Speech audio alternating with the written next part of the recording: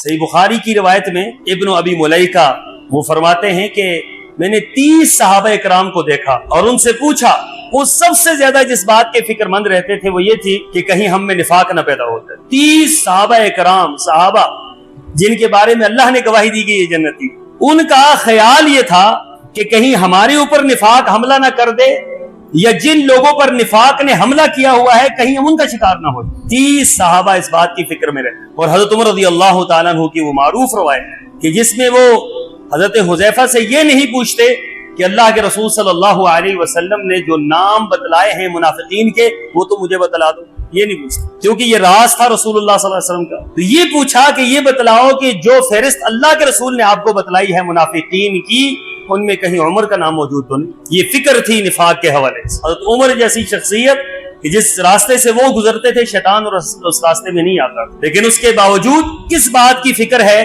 कि कहीं निफाक के अंदर में मुब्तला ना हो। ये फिक्र होती है हर इंसान की, और सहाबा कराम की ये फिक्र थी।